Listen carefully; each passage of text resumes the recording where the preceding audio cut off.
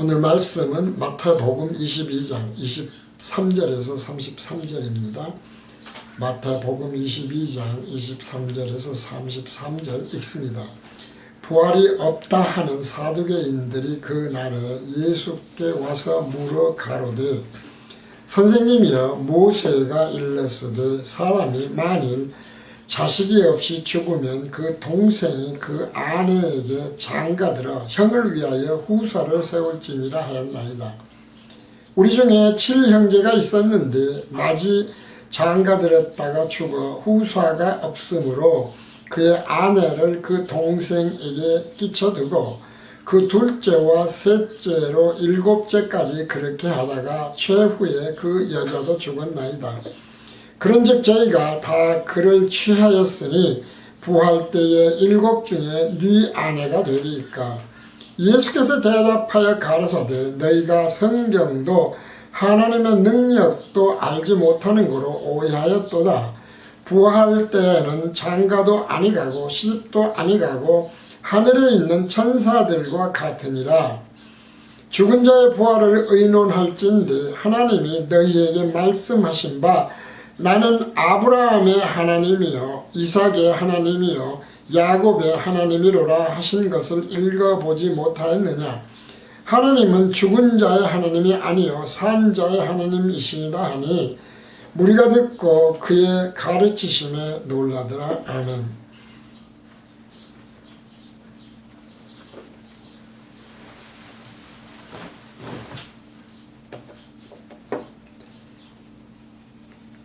네, 오늘은 마태복음 강의 164회고요. 부활에 대한 사두개인들 믿음 1이라고는 강해를 드리도록 하겠습니다. 하나님이나 하나님의 세상 창조를 믿지 않는 사람은 물론 하나님을 믿고 예수를 믿는 사람이라고 하더라도 솔직하게 말씀을 드리면 예수님이 심판을 하기 위해 언젠가 지금의 이 땅, 이 우주, 정말 그 땅끝이 언제인지 우주가 어디까지인지 땅끝 지구를 말씀하는 게 아니죠. 이 우주가 어디가 끝인지조차 사실 전혀 모르지 않습니까? 인간이 굉장히 지혜가 발달됐지만 이 우주가 사라지고 새하늘과 새 땅에 살아있는 사람은 물론 이미 죽어서 썩어서 없어져 버린 그러한 사람들까지도 다시 살아나서 영생을 하도록 부활을 하는데 하나의 부활은 생명의 부활이요 하나의 부활은 사망의 부활을 하는 죽는 것이 아니라 지옥으로 천국으로 가게 하는 부활을 시키신다. 사실 우리가 이제 그것을 그리스도인들은 기독교인들은 믿는다고 해요. 그런데 사실 솔직히 말씀드리면 그럴 수 있을 것이다. 하나님은 하실 수 있을 것이다. 라는 생각을 하지만 정말 우리가 마음속에 실감나게 믿어지느냐. 정말 지금 이 우주는 사라지고 그리고 언젠가는 꼭 그러게 될 거야. 그것이 정말 실감나게 믿어지느냐 하는 것은 다른 것이다 그 말이죠. 늘 말씀드리지만 총론불변의 진리에 따라서 믿는다고 한다 이 말이에요. 총론불변의 진리가 무엇인지는 다 알지 않습니까? 하나님의 속성들, 전지성, 창조성, 영원성, 의성, 선성, 사랑성 등등 하나님의 그러한 거룩성 등 모든 속성들을 믿고 뿐만 아니라 그 속성들은 온전한 속성들이다 라고 하는 거 다 믿는다 이 말이죠. 예수님만이 길이고 진리고 생명이라고 하는 걸 안 믿는다고 하는 사람은 없어요. 하나님이 언젠가는 새 하늘과 새 땅으로, 물론 이제 교파가 다른 경우들은 별도입니다. 우리가 이단으로 하는 몇 군데들이 있죠. 그런 데는 이제 놓아두고요. 새 하늘과 새 땅으로 창조가 된다. 새롭게. 그리고 지금의 이 땅은 사라진다 라고 하는 예수님의 말씀을 안 믿는다고 하는 사람은 없다는 것이죠. 근데 중요한 것은 그것이 정말 마음으로 믿어지느냐는 다르다는 거예요. 우리가 죄사함을 말씀드릴 때도 하지 않습니까? 예수님의 십자가 대속으로 죄가 사해졌다고 하는 건 모르는 사람은 없고 안 믿는 사람은 없어요. 근데 정말 사해졌다고 믿어지느냐 믿어지지 않느냐는 것은 다르다는 거예요.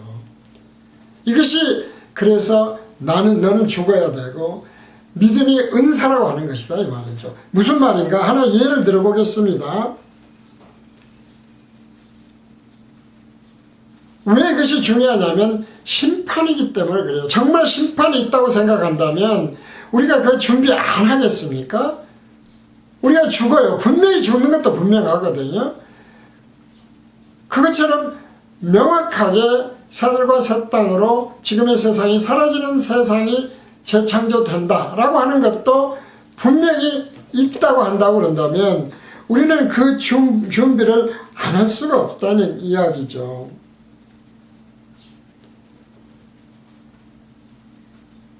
그래서 우리가 이제 가장 늘 저도 이제 그 생각을 합니다만은 정말 우리가 0.0001초 후 일도 사실은 몰라요. 오늘 말씀도 그 말씀이거든요. 예수님이 아브라함 하나님, 누구의 하나님 하시면서 말씀하시는 것도 시간과 공간이 없다는 이야기거든요. 영원을 이야기하는 거예요. 너희들이 영원에 대해서 어떻게 아느냐 이 말이지. 너희들이 오해했다. 생명의 부활을 아는 건 어떻습니까? 사망의 부활도 마찬가지로 시간과 공간이 없는 부활이에요. 혼인도 마찬가지 아닙니까? 늘 말씀드리지만 혼인잔치가 뭐였습니까? 정말로 공중에서 혼인잔치 하는 것이 아니라 시간과 공간이 없어지는 생명의 부활을 한다 그런 이야기예요. 예수님처럼 똑같아진다. 첫 열매처럼 된다. 그런 뜻이었다 이 말이죠. 그러니까 사실 시간과 공간에 가둬졌기 때문에 0.0001초도 몰라요. 수많은 교통사고가 납니다만은 만약에 알았다면 피할 수 있었겠죠. 가지도 않았겠죠. 이제 이런 것들을 우리가 생각을 해야 돼요. 그래서 우리가 이제 만약에 그런 걸 심판에 대한 준비뿐만 아니라 정말 영혼이 있다면 오늘의 우리의 삶이나 믿음이나 생각이 달라질 수밖에 없어요. 그런데 예수님은 어떻게 말씀하십니까? 마태복음 24장 35절, 마태복음 24장 35절. 우리는 복음교실은 늘 어려운 것이 아니라 아주 쉬운 말씀, 잘하는 말씀으로 말씀드리잖아요. 천지는 없어지겠으나 내 말은 없어지지 아니하리라. 천지는 없어진다 이거예요. 없어질지도 모른다. 혹시 없어질지 아닐지 잘 모르겠지만 내 말은 안 없어져 라는 강조가 아니라 정말 없어져 천지는. 그런데 내 말은 없어지지 않아 라고 하는 굉장히 단호한 자신있게 하시는 말씀이다 라고 하는 것이죠. 우리가 이제 예를 들어서 그래서 앞으로 또 이 말씀을 드릴지 모르겠습니다만 생각을 해보면 저희들이 만약에 이제 절벽에서 지금 떨어져서 죽는다고 한번 생각해 보세요. 절벽에서 떨어져 죽어요 지금. 그러면서 저 밑에 만 500m나 1km 정도 되는 어마어마하게 높은 절벽에서 떨어지면서 땅을 때려다보고 있다고 보시라고 말이죠. 그랬을 때에 지금 잠시 있을 이 일들에 대해서 관심이 있겠냐 이 말이죠. 죽음에 대한 생각밖에 없을 거 아니에요. 그러니까 우리의 삶은 사실은 그 죽음에 대한 준비를 하라는 거예요. 그런데 그것이 어떻다? 너희들이 죽는 것처럼 어마어마한 절벽에서 떨어지면 반드시 죽는 것처럼 너희들의 삶이라고 하는 것은 틀림없이 죽을 뿐만 아니라 새하늘과 새 땅으로 하나님이 틀림없이 창조하신다. 사라져. 이 우주는 그렇게 말씀하고 계신다는 것이죠. 그래서 성경에서 한번 찾아봤어요. 이 말씀을 예수님만 하신 것인지 아니면 구약 성경들에도 있는 말씀들인지 한번 찾아봤거든요. 그래서 시편에 보니까 시편 102편 25절에서 27절에 시편 102편 25절에서 27절에서 이런 말씀이 있어요. 주께서 옛적에 땅에 기초를 두셨사오며 하늘도 주의 손으로 지으신 바니이다.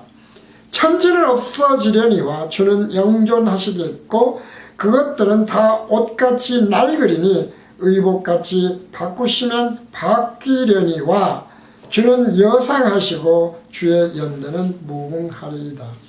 우리가 이제 예수를 믿으니까 늘 기복신앙, 율법신앙, 성경에서 벗어난 신비주의 신앙을 생각하지 말아라 라고 하는 말씀이 그런 말씀이거든요. 예수님이 하시는 말씀은 그림자야. 제자들도 그렇지 않습니까? 여기에 관심 두지 마라. 이런 영원한 세상이 있어. 그리고 반드시 그 영원한 세상은 하나님이 재창조에 의해서 이루어 놓으신다. 그렇게 진정으로 우리가 실감 있게 믿어진다면, 아까 말씀드린 대로 절벽에서 떨어지는 것 같은 그런 심정으로 믿는다면, 죽음도 죽는 것 알지만 잘 실감이 안 나잖아요. 그렇다면 우리의 믿음은 많이 달라질 수밖에 없어요. 준비를 안 할 수가 없어요. 이제 이런 것을 성경은 구약 성경에서도 이미 말씀하고 계신다. 이사야서 51장 5절 6절입니다. 이사야서 51장 5절 6절. 내 의가 가깝고 내 구원이 나갔은즉, 하나님의 의라고 하는 것은 하나님이 옳게 생각하시는 거예요. 내 팔이 만민을 심판하리니 섬들이 나를 앙망하여 내 팔에 의지하리라. 너희는 하늘로 눈을 들며 그 아래의 땅을 살피라. 하늘이 연기같이 사라지고 땅이 옷같이 사라지며 거기 거한 자들이 하루살이같이 죽으려니와 나의 구원은 영원히 있고 나의 의는 패하여지지 아니하도다.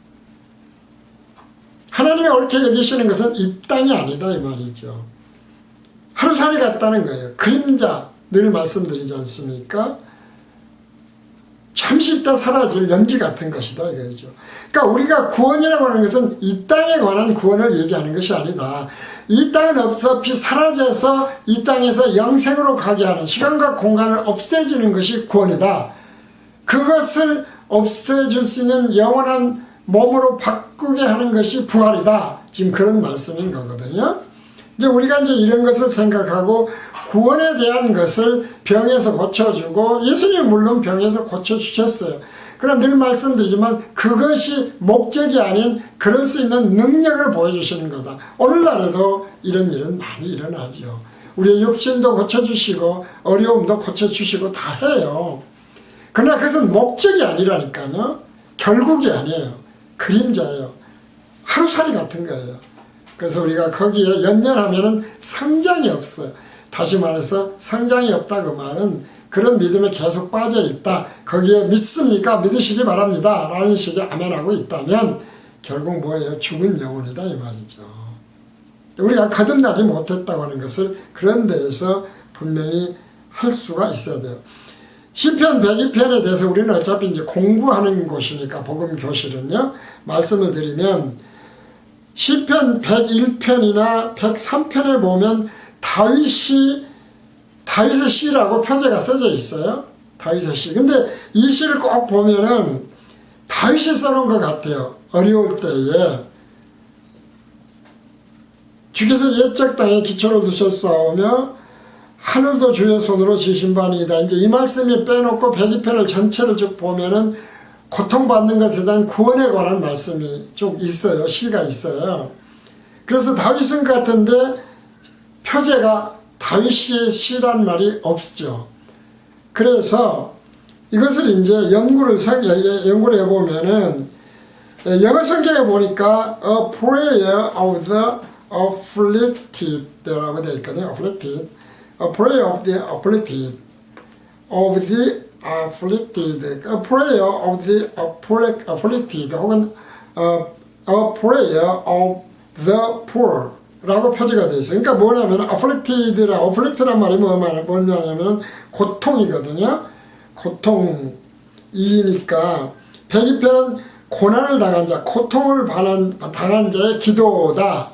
이제 그렇게 써져 있는 거예요. 표제를 붙인 거예요. 그러나 다윗의 기도가 아니다. 그러면 그것을 이제 자세히 보면 어떤 고통에서 구원을 바라는 기도였을까라는 것이거든요.